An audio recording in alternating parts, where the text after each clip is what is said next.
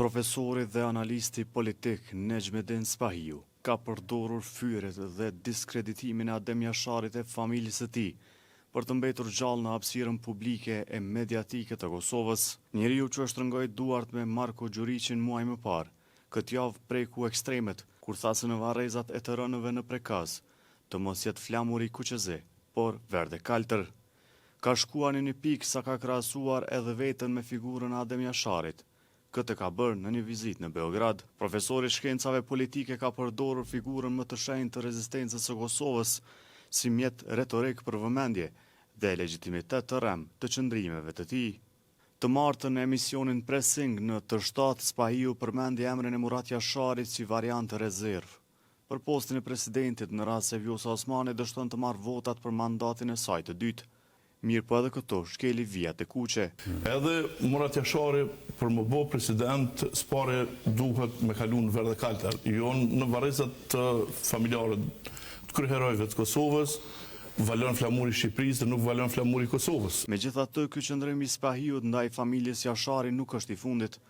Në maj të vitit 2025 kishte marrë pjesë në një konferencë ndërkombëtare në Beograd, gjatë së cilës kishte shkrepur një fotografi me ministrin serb për Kosovën, Marko Gjuriqin, i cili vazhdon të mohojë shtetësinë e Kosovës, si krejt pushteti i Aleksandar Vučićit.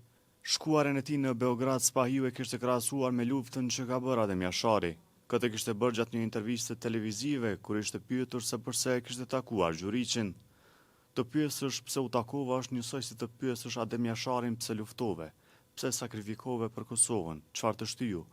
Thjesht motivi patriotik, vullneti për të kontribuar për Kosovën dhe për atë që i duhet më së shumti në këtë moment Kosovës, kishte thënë Spahiu. Megjithatë, këtu nuk ndalet Spahiu. Në vitin 2018 kishte vënë në dyshim edhe ditëlindjen e Adem Jasharit. Kishte akuzuar për falsifikim dokumentesh, duke pretenduar se Adem Jashari nuk ishte lindur më 28 nëntor, por më 10 tetor 1955. Këto pretendime të rrejshme të Spahiut e kishin nxitur Bekim Jasharin, nipin e Adem Jasharit, që të publikonte certifikatën e vdekjes së Adem Jasharit. Në këtë certifikat figuronte data e lindjes, 28 nëntor 1955. Jashari kishte shkruar në llogarinë e tij në Facebook se posedon dokumente me vulë institucionale për ditëlindjen e Adem Jasharit.